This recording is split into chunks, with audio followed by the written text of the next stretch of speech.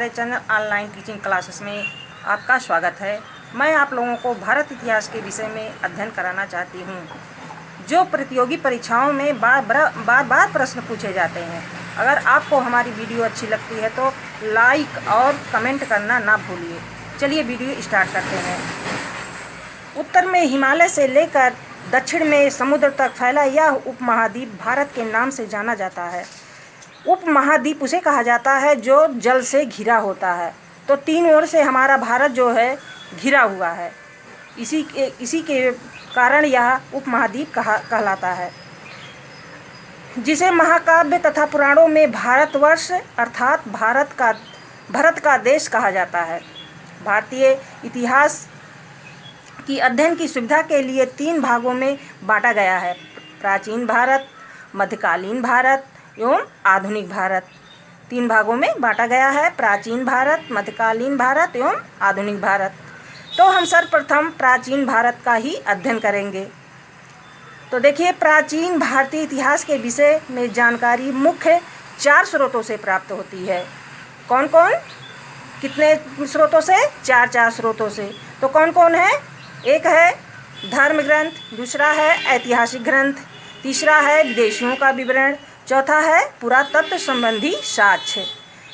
तो हम सर्वप्रथम धर्म ग्रंथ के बारे में ही अध्ययन करेंगे। भारत का सर्व प्राचीन धर्म ग्रंथ वेद है। भारत का सर्व प्राचीन ग्रंथ, सबसे मतलब प्राचीन पुराना ग्रंथ कौन सा है? धर्म ग्रंथ कौन सा है? वेद है। जिसके संकलनकर्ता मतलब जिसके रचयिता, जिसने बनाया उसका नाम क्या है? महर्षि कृष्ण द्वैपायन वेद व्यास को माना जाता है। महर्षि द्वैपायन वेद व्यास जो है इसकी रचना किए हैं। तो वेद 4 हैं। वेद कितने हैं? 4 हैं। कौन कौन है? ऋग्वेद, यजुर्वेद, सामवेद एवं अथर्ववेद।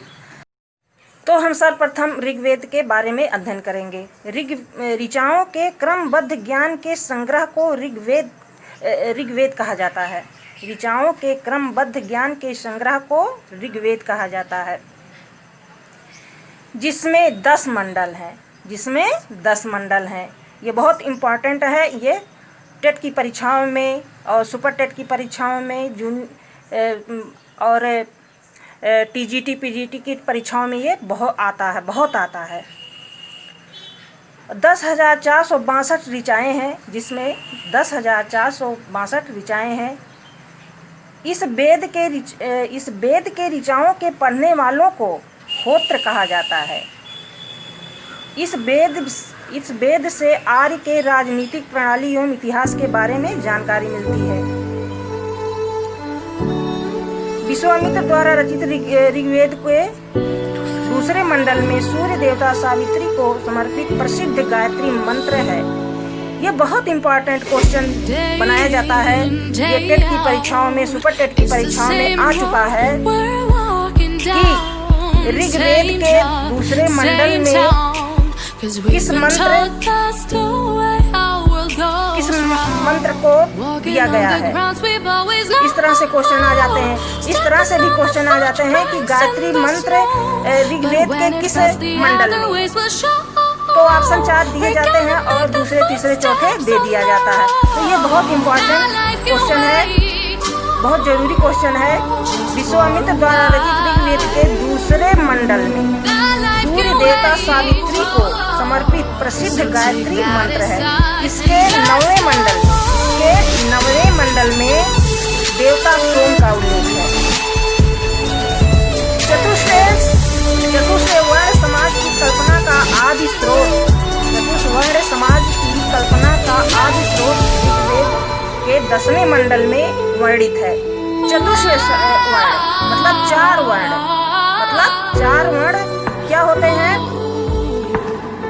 चतुष्वर्ण समाज की कल्पना का आदि स्रोत ऋग्वेद के 10वें मंडल में है वर्णित है, जो पुरुष सूक्त में है, जिसके अनुसार 4 वर्ण ब्राह्मण, क्षत्रिय, वैश्य, शूद्र आदि पुरुष ब्रह्मा के क्रमशः मुख, भुजाओं, जंघाओं और चरणों से उत्पन्न हुई है। मतलब ब्राह्मण जो है ब्रह्मा के मुख से और क्षत्रिय जो है भुजाओं से वैश्य जो है जंघाओं से और शूद्र जो है चरणों से उत्पन्न हुए हैं। तो ये बातें ऋग्वेद में लिखी गई हैं। ऋग्वेद में इंद्र के लिए 250 तथा अग्नि के लिए 200 ऋचाओं की रचना की गई है।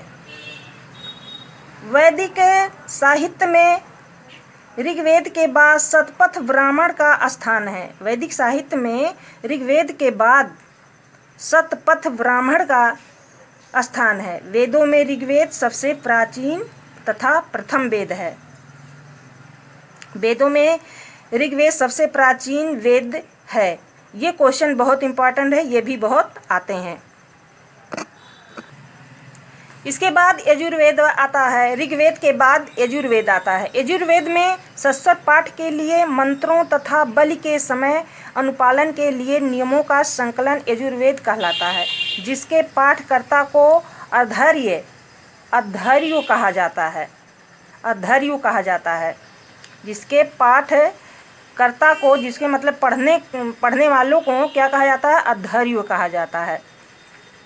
यह एक ऐसा वेद है जो गद्य एवं पद दोनों में है। ये भी बहुत इंपॉर्टेंट क्वेश्चन है, जो टेट की परीक्षा और सुपर टेट में आ चुका है और टीजीटी पीजीटी में भी आ चुका है। ये गद्य एवं पद, गद्य का मतलब होता है जैसे नाटक, कहानी, उपन्यास, ये गद्य होते हैं। और पद क्या होता है? पद जो श्लोक होता है और दोहा, सोठा, चौपाई, ये सब क्या होते हैं? पद के अंतर्गत आते हैं। तो इस तरह से गद्य और पद, यजुर्वेद गद्य एवं पद दोनों का अध्ययन किसमें है? यजुर्वेद में है। सामवेद। अब इसके बाद यजुर्वेद के बाद कौन सा वेद आता है? सामवेद। सामवेद यह गाई जा सकने वाली ऋचाओं का संकलन है। यह गाई जा सकने वाली ऋचाओं का संकलन है। इसके पाठकर्ता को उद्धात्र कहते हैं। इसके पाठकर्ता को उद्धात्र कहते हैं। इसे भारतीय संगीत का जनक कहा जाता है। ये भी टेट के, सुपर टेट की परीक्षाओं में आ चुका है। इसे भारतीय संगीत का जनक कहा जाता है। तो संगीत, गायन, ये सब किसमें अंकित है? संगीत और गायन सारे पद इसमें सामवेद में दिए गए हैं। इसके बाद आता है अथर्ववेद।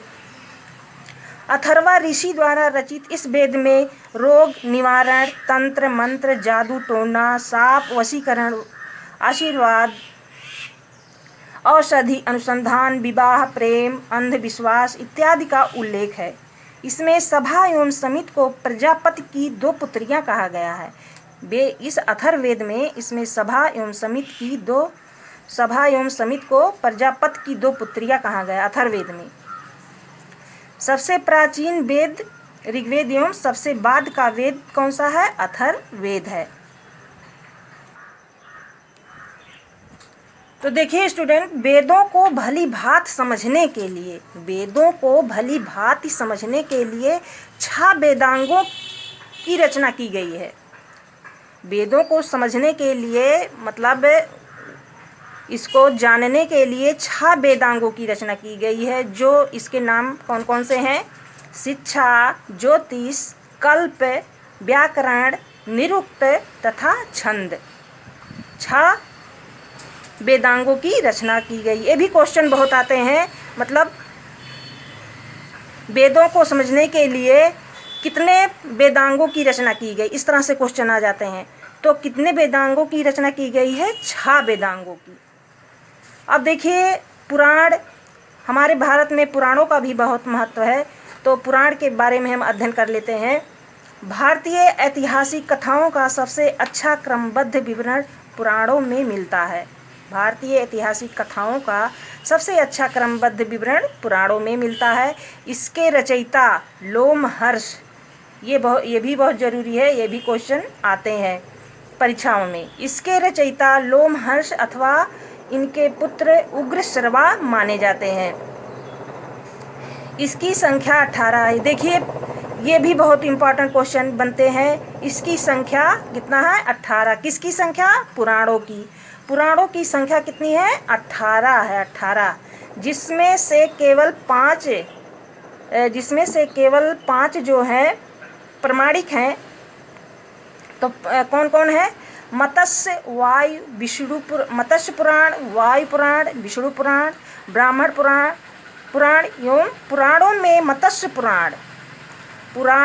मत्स्य पुराण सबसे प्राचीन एवं प्रमाणिक है। स्मृतियों एवं स्मृति ग्रंथों में सबसे प्राचीन ग्रंथ कौन सा है? मनु स्मृति मानी जाती है। स्मृतियों में सबसे प्राचीन एवं प्रमाणिक ग्रंथ कौन है? मनु स्मृति।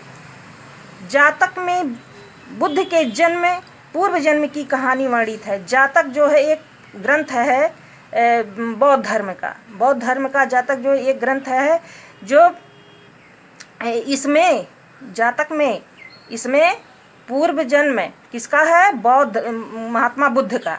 किसका है? महात्मा बुद्ध का पूर्व जन्म की कहानी है जातक में। जैन साहित्य को आगम कहा जाता है। जैन साहित्य को आगम कहा जाता है, मतलब जैन धर्म जो है उनकी साहित्य को क्या कहा जाता है? आगम। जैन धर्म का प्रारंभिक इतिहास कल्पसूत्र में ज्ञात होता है। ये भी बहुत जरूरी वाक्य है। कल्पसूत्र जो है ये पुस्तक है जैन धर्म का। अर्थशास्त्र, ये पुस्तक देखिए अर्थशास्त्र, इसके लेखक चाणक्य। इसके लेखक कौन है? अर्थशास्त्र के लेखक कौन है? चाणक्य। चाणक्य का 3 नाम है, कौटिल्य या विष्णुगुप्त। क्या कौन कौन नाम है? 3 नाम है, चाणक्य, कौटिल्य या विष्णुगुप्त। तो ये भी बहुत इम्पॉर्टेंट क्वेश्चन है, ये भी बहुत ज़रूरी क्वेश्चन है, क्योंकि ये आ जाता है ऐसे क्वेश्चन कि चाणक्य का और नाम कौन कौन से हैं। तो उसमें ऑप्शन में दे दिया जाता है 3 नाम होते हैं। यह 15 अधिकरणों 180 प्रकरणों में विभाजित है। या कितने? ये भी क्वेश्चन बहुत जरूरी है, मतलब अर्थशास्त्र जो है कितने अधिकरणों में विभाजित है, ऐसे क्वेश्चन आ जाते हैं। तो 15 अधिकरणों में और 180 प्रकरणों में विभाजित है। ये भी क्वेश्चन आ जाते हैं कि मतलब अर्थशास्त्र कितने प्रकरणों में विभाजित है। तो 180 ये बहुत ज़रूरी ऑप्शन है। ये टॉपिक बहुत ज़रूरी है, बहुत परीक्षाओं में आते हैं। इससे मौर्यकालीन इतिहास की जानकारी प्राप्त होती है। इससे मौर्यकालीन मतलब चंद्रगुप्त जब थे तो उनके प्रशासन की जानकारी, मौर्यकालीन इतिहास की जानकारी प्राप्त होती है, चंद्रगुप्त के शासनकाल की। ये जो कौटिल्य चाणक्य हैं अपने पुस्तक को उसी समय लिखे थे।